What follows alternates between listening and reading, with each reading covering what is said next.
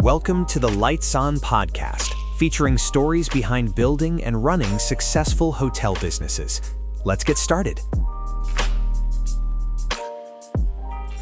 Welcome back to the Lights On podcast. I'm Kin Seo, CEO of Lights On and your host today.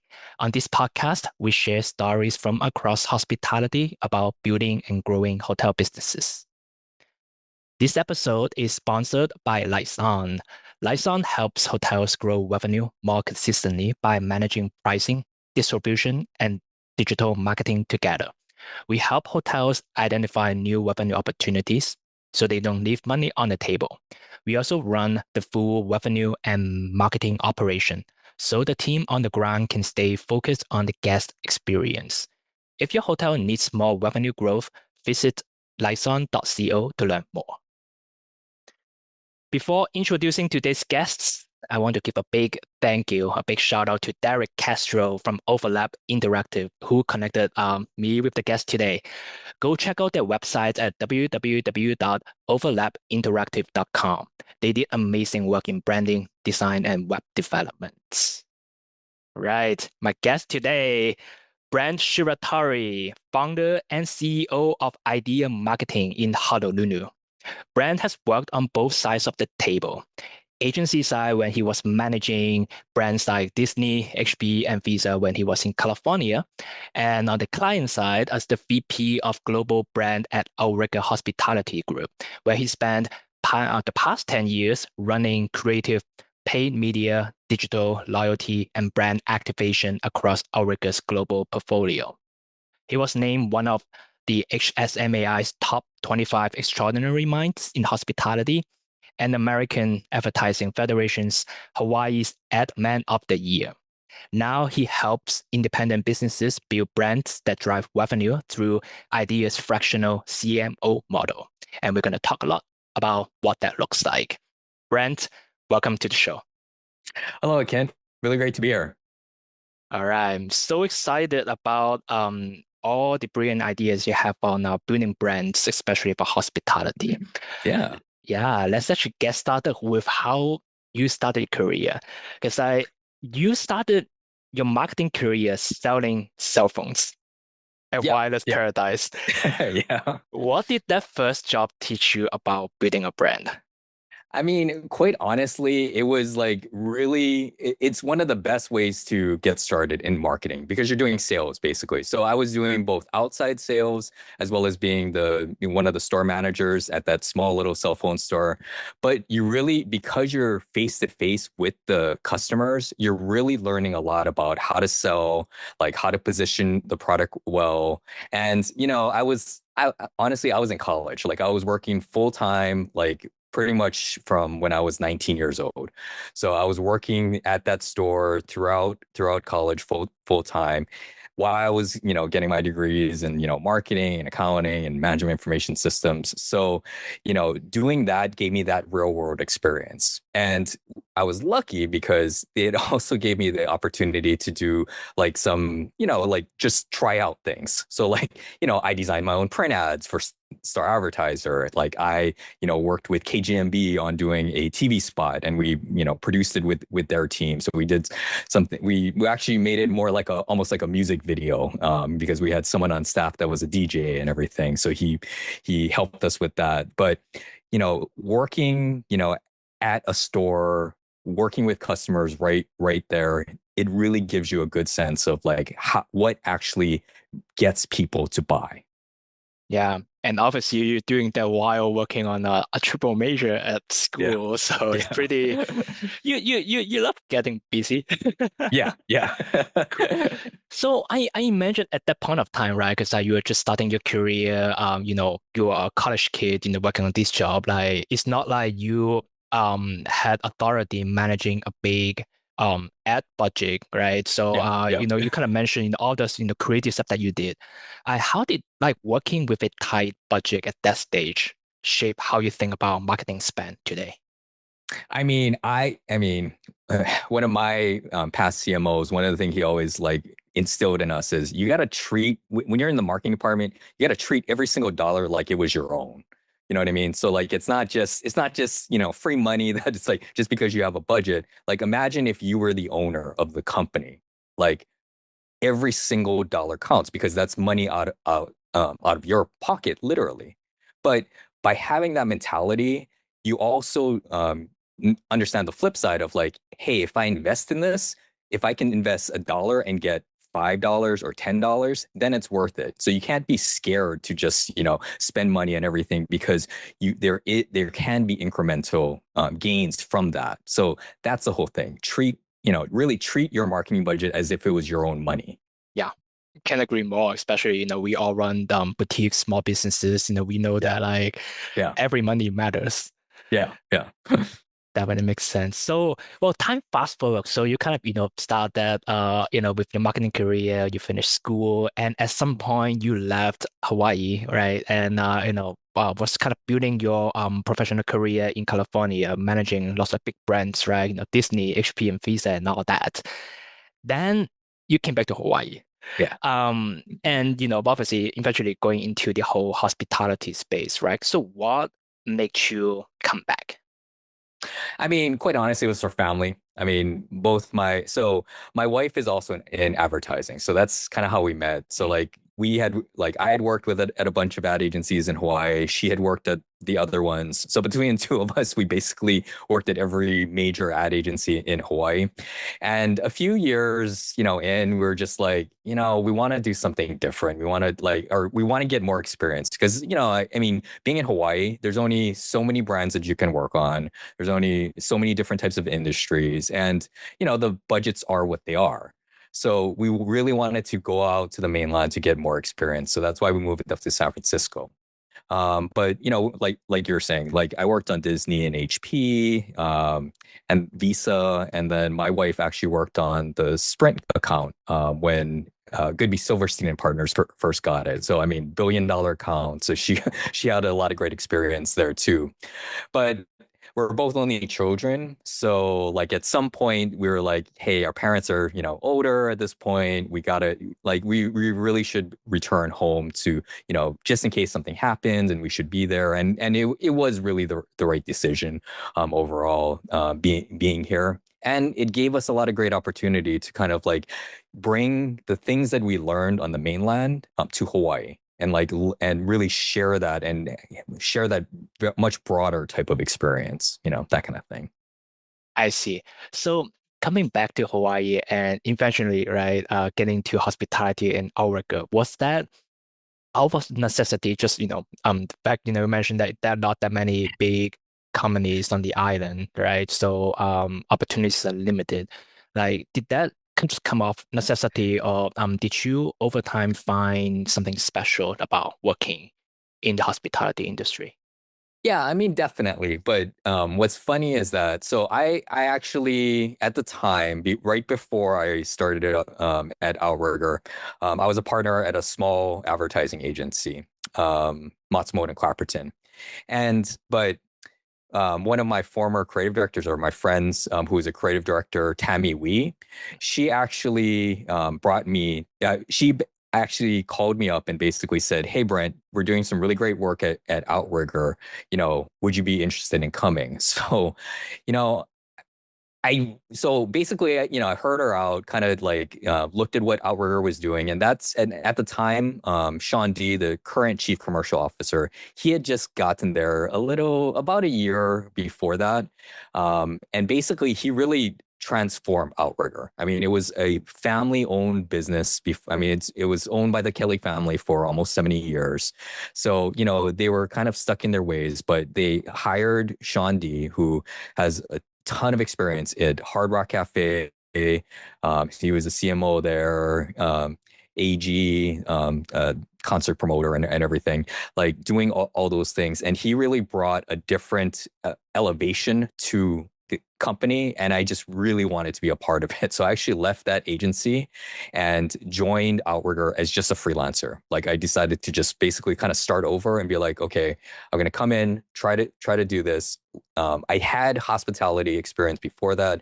I'd worked on Prince Resorts Hawaii before. I'd worked on the Visit Japan campaign, did some stuff with Quiet Visitor bureau before that.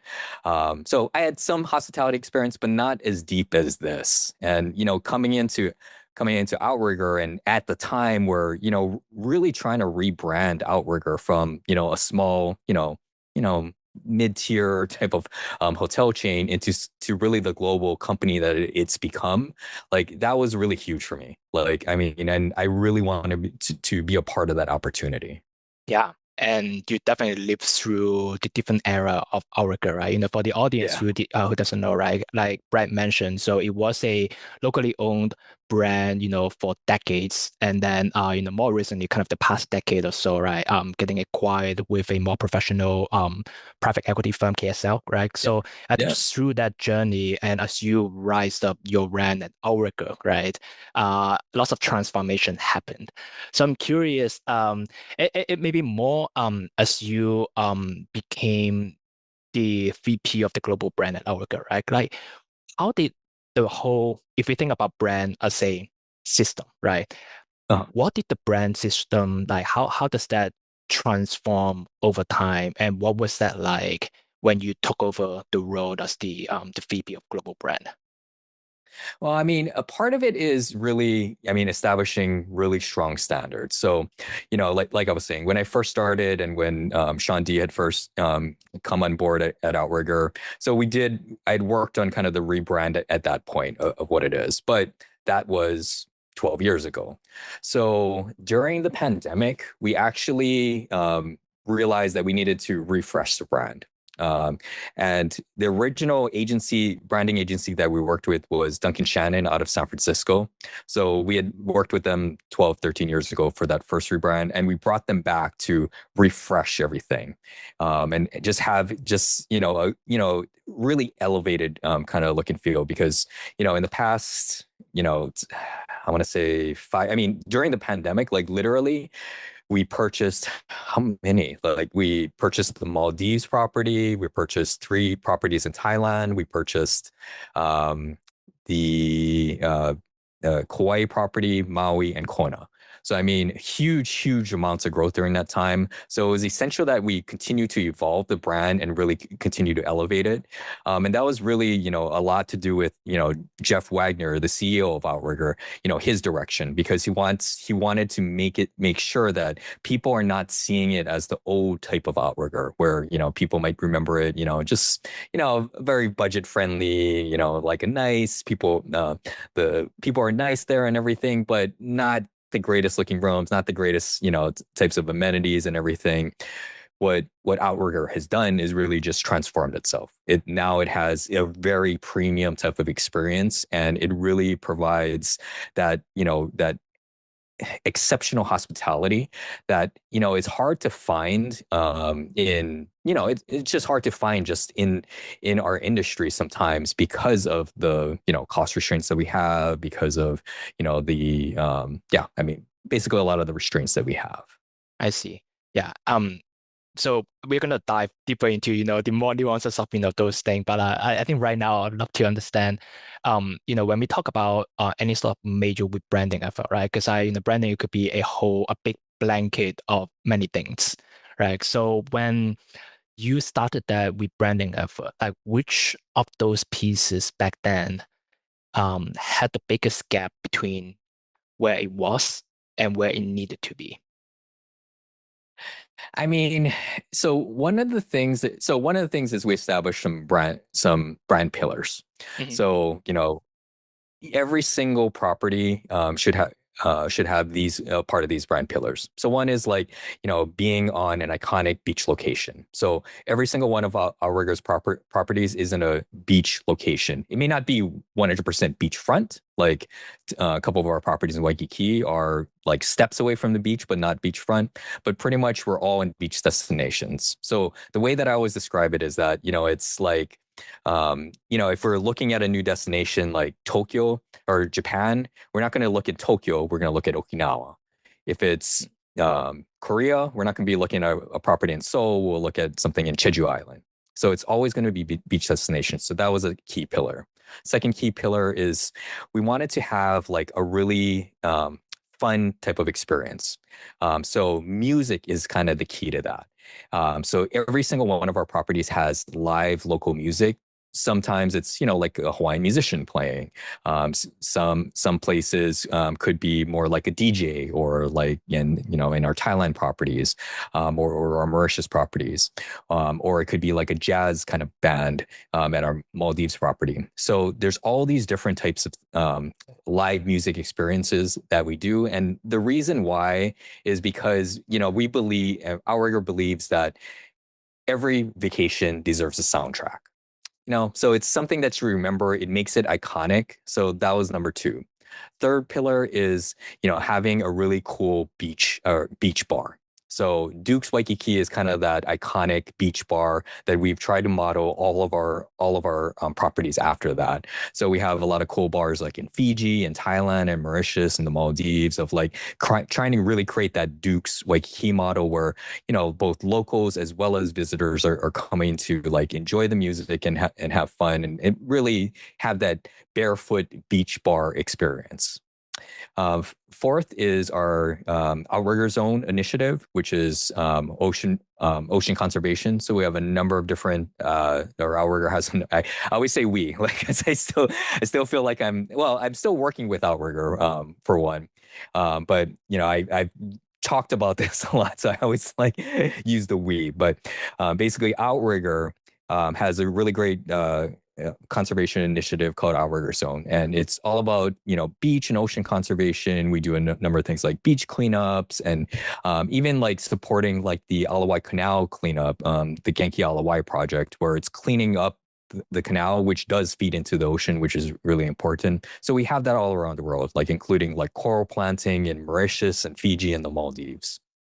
And finally, which I think is the key thing behind what makes what makes Outrigger unique and makes each of the properties unique, is what we call signature experiences. So we had a really complicated grid of all the activities we asked all the properties to do. So like it was like 16 different things. So it was like, like everyone had to have a vow renewal, a manager reception, arrival gift, a farewell gift, like all these different types of things. And we realized, but in practice, we realized that in actuality, not every single property could do everything well. They could definitely do a few things super well, and it wasn't the same thing. Like some properties could do the manager reception amazingly well. Others could do the vow renewal amazingly well, but no one could do everything well. So we simplified it into what are the three signature experiences that we want people to remember our property for.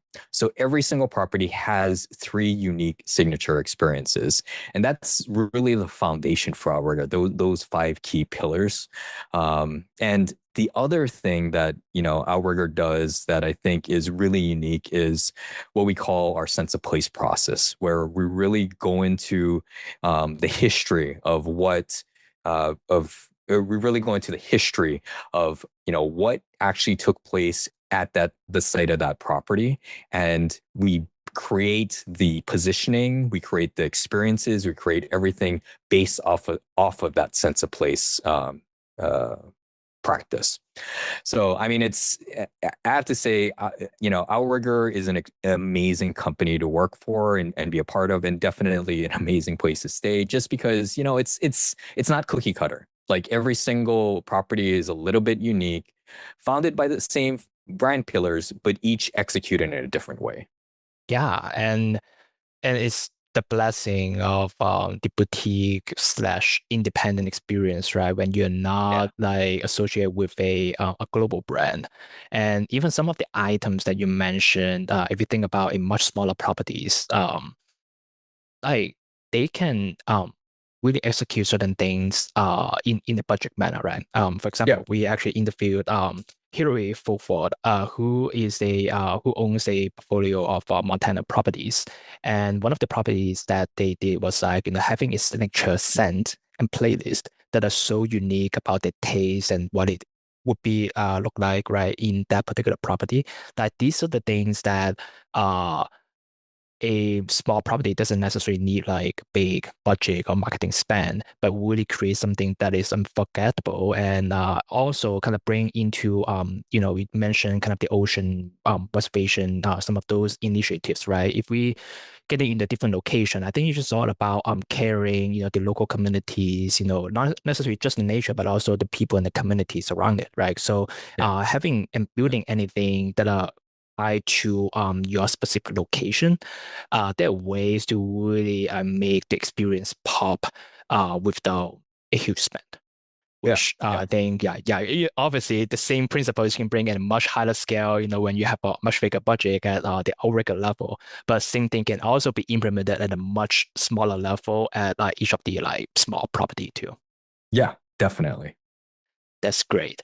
So that leads more into I think it's more of your personal philosophy on marketing, right? So getting more focus on your company right now, Aidia Marketing, where you obviously offer lots of the fractional CMO services and all that. The strategy part of marketing more so than the execution, right? So at a high level, I think some of your content, how you kind of differentiate yourself, as your own company, right? You talk a lot about differentiating value, which I think what you just mentioned on the pillar system, Outrigger, has a lot with like how do you differentiate yourself from your competition, right? Yeah. So the overlap between what makes you unique and what people actually cared about, how does an independent hotel find that easily?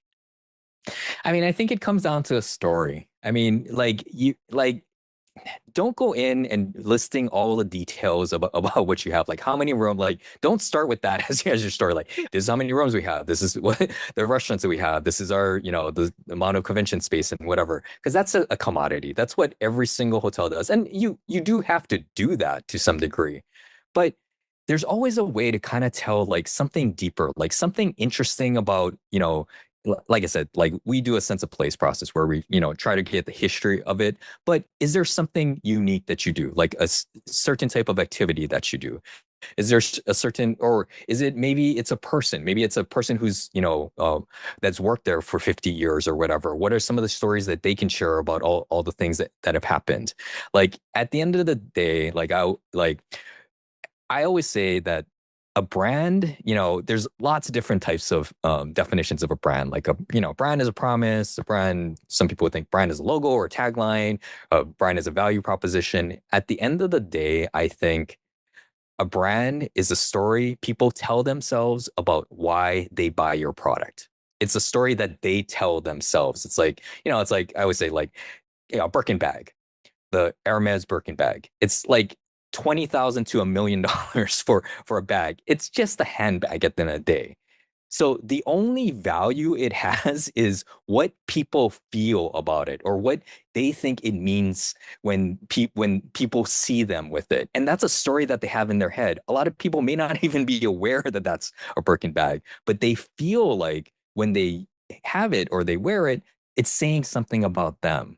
So what's the story that you can tell your guests about staying at that property? Like, how can you convince them that that's the best property to stay at? Like, I had the best vacation because I was here. And it can be like little things. And like you're saying, like, it doesn't have to be like huge amounts of like investment and everything. It could be small little things like, just having like, we are going to be the hotel that is, I don't know, just all about for kids or whatever. So, we'll have coloring books in our rooms, or we're going to have like, fun games that we think beach games that ideas that you can play, or like facts about like the sea animals or whatever. Those aren't expensive things that you have to do, but if you reinforce that story saying this is who we are, this is how we're unique, this is the value that you're going to get from staying with us as opposed to every other hotel on the strip.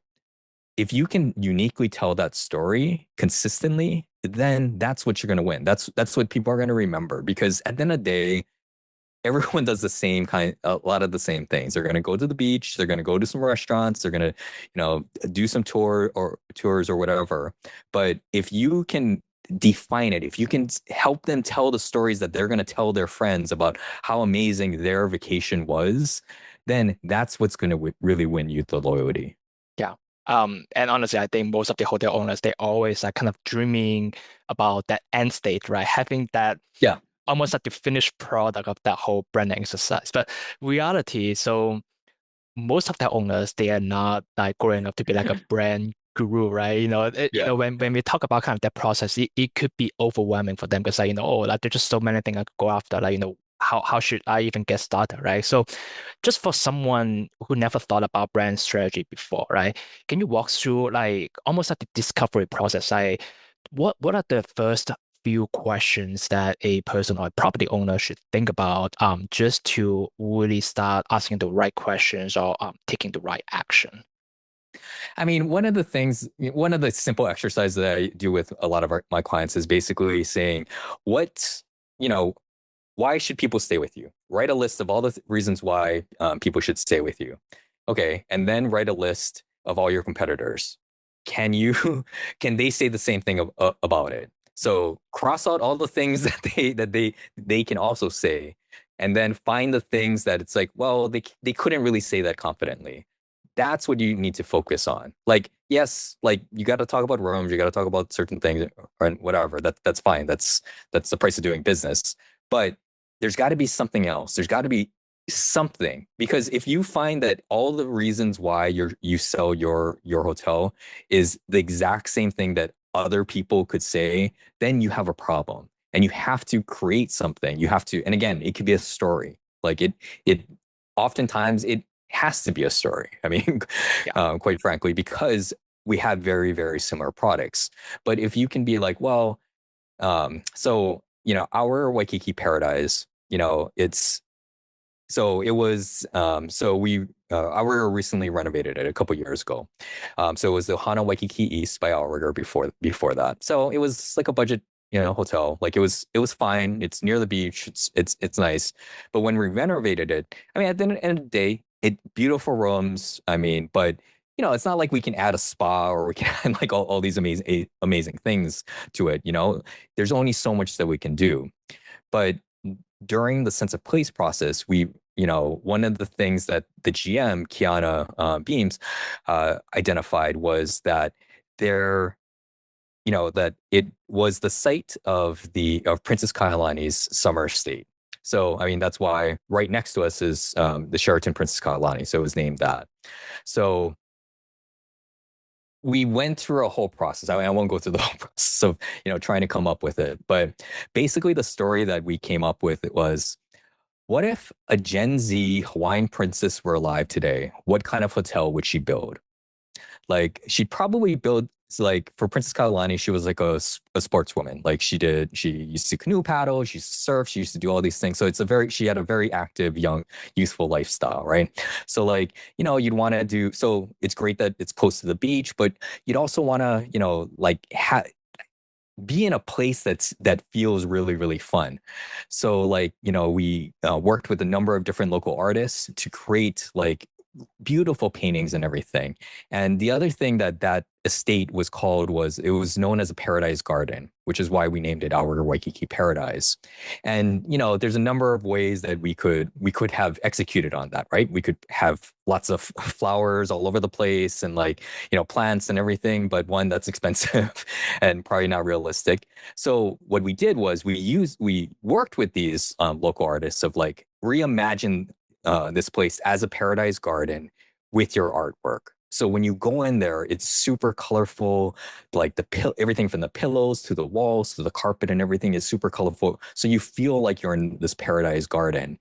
And then it has like it has probably the biggest fitness center that we have out of all of our properties in Hawaii.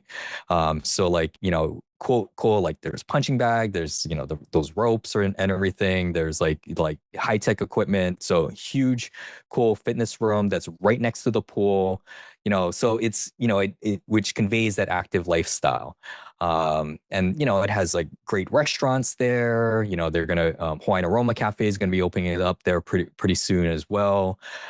So it really embodies what would a Gen Z Hawaiian princess build as a hotel. And that's the story that we gave. And at the end of the day, it is what it is. But when I tell you that story, then everything clicks, and then you're like, oh, this is interesting.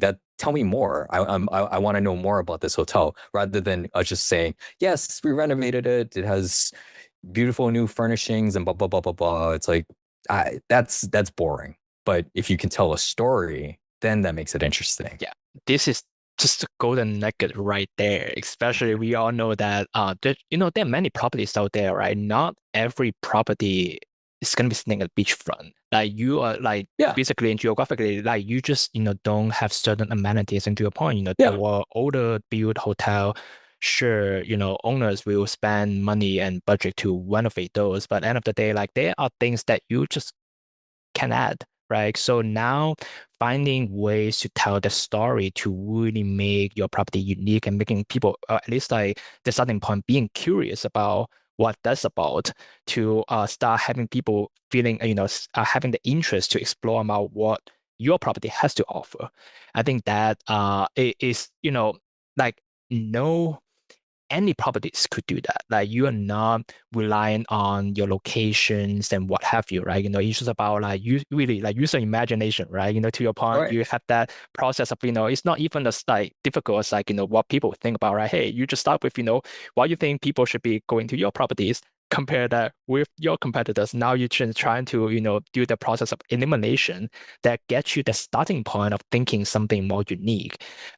Is I think sometimes people are scared by just the whole blanket term of branding that feels so big in a way that it all just comes down to those tiny little things that you somebody like any hotel owners can just start executing, start thinking about like today. Yeah. This is beautiful. This is beautiful. So switching the gear a little bit, what is the most expensive brand mistake you see hotels are making right now? I mean, I think, we go through this every, 5, 10 years. Most of the big hotel brands, where they just, they do a rebrand, they change a logo and everything, but nothing significantly changes. I think it's a great opportunity to kind of just really, again, re-envision what the guest experience is going to be like at that point, because that's the opportunity that they have. Like if you just do a logo change or a name change or whatever, it's like let's at least do something that actually is meaningful and is actually changing the guest experience to something, or elevating the guest experience to something that it isn't before. Like doing just a rebrand for no particular reason, or just because the logo is getting old or whatever, I think that's kind of a waste of money. um, what you really want to do is like use it as an opportunity to actually change it to the guest experience. It's not a marketing exercise, it's actually more of an operations exercise when you do a rebrand. Yep. Yeah, especially like it's a missed opportunity if you don't really capitalize that moment, right? It's Yeah. almost like a perishable thing where like, you have that moment to really like re-announce or kind of, make that rebrand exercise like really pop, right? Once you go past that, nothing happened, then like you really just like spend all this money for nothing. Yeah. Yeah. So something you just mentioned a couple questions ago, right? I just find it fascinating. The term commodity. So when you say a hotel's being treated as a commodity, right? And what does that actually cost them in dollars, right? I think, and this kind of gets to the more generic pain points of like, lots of hotels are coming in thinking it as an asset class, right? As a specialized real estate that they get to own. They sometimes can bridge that with the ROI of doing any sort of meaningful branding exercise. But in reality, we know that just with your examples, we know that having like the right branding, having the right story, just like the Birkenback, right? You can really elevate the potential profitabilities, right? You can now set the room at a premium rate because it has the story associated with it, just like a Birkenback. So now, just on the flip side, when the property, when the rooms, when the stay, when the experience is being treated as a commodity, like how do you really like quantify whether it's like potential loss, potential missed revenue opportunities, how would you quantify that? Yeah. I mean, that's a really hard question. I mean, I don't know if there's a real answer necessarily. All I can say is that what I've learned, working at Outrigger, and I think it's just very true of the corporate culture, is we work together, like all the different departments work together very, very closely. So operations, revenue, like brand and marketing, sales, like we all work together very, very much in concert. And like it's important because if revenue has a goal to increase ADR, they have to find a way to justify that, right? And we need both the help of us, like from a brand and marketing standpoint, to be able to tell a story, as well as operations to help deliver on it. And there are like things that we have to, there are trade-offs for each of the different things. Like in our perfect world, we, we would, operations would, like take away things because to make it easier for them, right, to decrease costs, and revenue would try to find ways of, maximizing ADR as much as possible, and brand would just tell all these stories about it, and it may not be actually real and everything, but everything affects one another. So all I can say is that I think it's critical to break down the silos within a hospitality company. It's absolutely critical, and I think Outrigger has done a really good job of that, of like working together and finding ways. And I honestly, personally, for me, my experience during the pandemic was really what helped to do that and helped to drive that, because it was, so for Outrigger, we were basically down to one hotel that was open, and it was mostly for, first responders and everything. But we had such a small, tight-knit group that we had to work together, and we had to find ways of working together very, very closely. And that's what we did. And that has continued now that, we're kind of out of it, and, we're, still kind of struggling for Hawaii's arrival market and everything. It's still pretty struggling, but because we work together and we learn how to work together well, that's really what helps to balance and ensure that everything works together. You know what I mean? So that it's not just ops' job to figure it out, or it's not just revenue, or it's not just distribution, or it's not just branding. Like everyone has to work together. Yep, makes sense. Teamwork side, it's almost like everybody's gotta. It's not just branding goes marketing, right? Because it has an impact to literally like everyone who are part of that game. So if we're gonna really scale it down, right? So obviously bigger corporations, bigger team, there's a lot more input, and also obviously a lot more contributions, done by everyone. But for smaller properties, when the team size is limited, most of the time it could be just the owner versus like having maybe a small operation team. So we discussed a few things that a smaller property with limited budget could do, right? But if we just want to bring it back to almost like a full picture, right? What would be, let's imagine a limited small property, 30 rooms, one owner, maybe with our operation team of 5 to 6 people, right? What would be a minimum viable brand system such an property can implement to see impact and potentially moving the needles of their top line and bottom line number? I I think it comes down to like basically the basics of a brand. So one is like your promise. What is the unique promise that you're providing? Well, okay. So let me put it this way. So what I normally help my clients with, and what I teach in all the content that I have and everything, is basically a 5-part framework. That a brand is basically your brand promise, what you are saying that you're going to deliver to a customer. Your purpose, like why does a company exist at all? Like a great question I always ask is like, if your company didn't exist, how would the world be different? If it's wouldn't be different because like someone else would just be offering the exact same thing, then you don't really have a purpose, or you don't have a really strong differentiation. So you got to find what what what have you done that makes a difference in people's lives. So find that. What's your purpose? The other one is your positioning. Like, who are you in relation to someone else? If you're 30 rooms, that means you're really small, right? Okay, so can you provide more service, or can you with 30 people, like you could probably memorize every single guest at 30 at 30 keys. You know what I mean? That would be huge. I mean, if you could memorize the names of every single guest, that's one thing that you could do. You could do it at at the beginning of the day, like you go through all the guests or whatever, and say, okay, here's who's in house.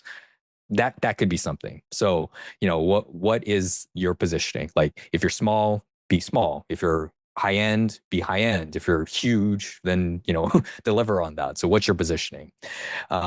Fourth is your point of view.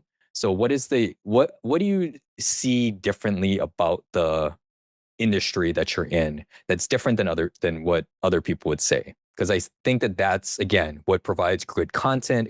It's what makes things interesting. It provides that differentiation. And then finally, your personality. Like, basically, if you're a person, like, who would you how would you describe yourself? And then that will inform your creative. It'll inform all the copy on your website, all those different types of things. So those five components, and that's it's something that I facilitate with my clients, and just be like, hey, this is what we need to define for your brand. This is all we need to do.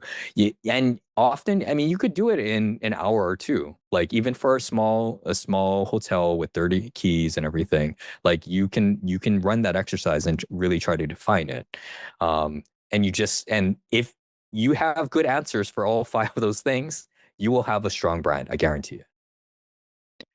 What's curious from your answer, Brent, is that with everything that you mentioned, everything that somebody can do, right? Thinking about branding or marketing strategy in general, like we don't even start talking about, oh, like now let's talk about how big of a Google ad budget we should be running, like on Google ad campaigns or Facebook ad campaigns and all that, right? So I think it's all really all happening at the strategy level before any sort of execution.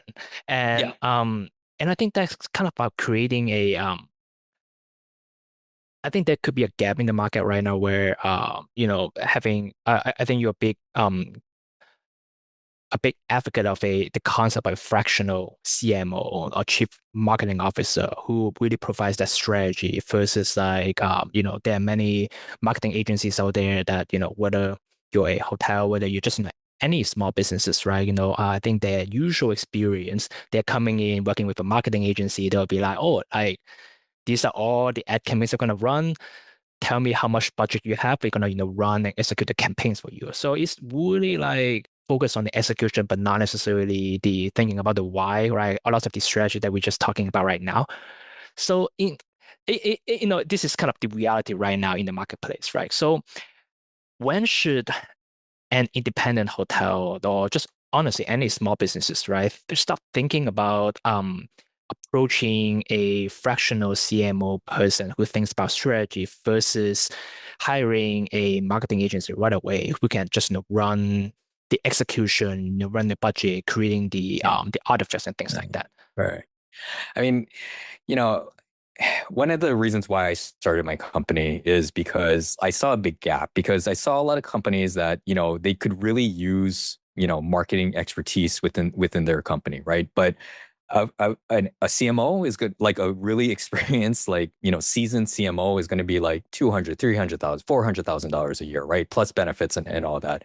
A lot of like one hotel, they can't, one independent hotel cannot possibly afford to have something like that, but they still need that expertise. So what the existing options is like you hire a consultant or whatever to come in and be like, okay, well, here's kind of just what I just explained to you earlier, where you facilitate that branding session and everything. It's like, okay, well, here's the strategy, and then they leave, because that was their job. They were just here to do like just the basic strategy, but they're not there for execution. On the other side, there's marketing agencies and advertising agencies, digital agencies, social agencies. They're just focused on the product. They're like, we are going to develop an advertising campaign for you. We're going to, or design collateral or a website, or, we'll run your social campaign, but they're focused on the output and not the actual strategy. So what companies really need is a way to combine the two. Like what they need is a way to bridge that gap between the two different things. And that's what a fractional CMO does. And that's what basically I think all fractional types of business models do is they combine both the strategy portion with the execution portion. Because, for my clients, I'm responsible for not just the strategy, but like figuring out how to deal with it. Like how am I going to actually execute this as their fractional CMO? So I'm highly concerned with like the budget, because they have a limited budget, and it's not like if I was an agency, I'd be like, well, you need to spend this much or whatever to run this campaign. As a fractional CMO, I'm thinking, how like how am I going to make money for this company? Like, I do have to spend something, but I'm treating it like it's my money. You know what I mean? That's why it goes back to that original question you asked. It's like, I look at it as like, this is my marketing budget. How am I going to best utilize this? Because I have to deal with a lot of things. It's not going to be just this one ad campaign or just this one social thing. How am I going to make this effective for this company as a whole? So that's really what a fractional does. That's true, I think, of, fractional CTO, a fractional CFO, where they are part of the company as if they are a part of the company, you know what I mean? And they're looking after their best interests. And that's why I think this is becoming more and more of a trend that companies are seeing, because that's what they need. Like, all these other things have existed, all these other options have existed for a while, but what we need now, especially in this new market, and especially in like how things have changed with AI and everything, like, execution is becoming a commodity. It's very easy to produce stuff. You know what I mean? Even strategy is a commodity. Like, you can spit out like lots of different strategies in ChatGPT and all that.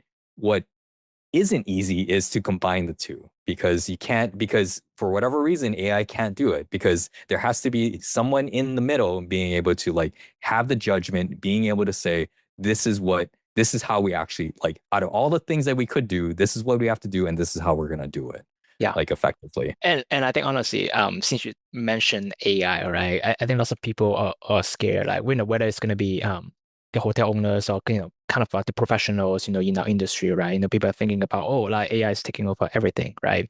I think what you mentioned about that, the synthesis between domain, right? If I think about execution and strategy as two different domains, right? I think AI, well, as of now, is not really good at synthesizing that.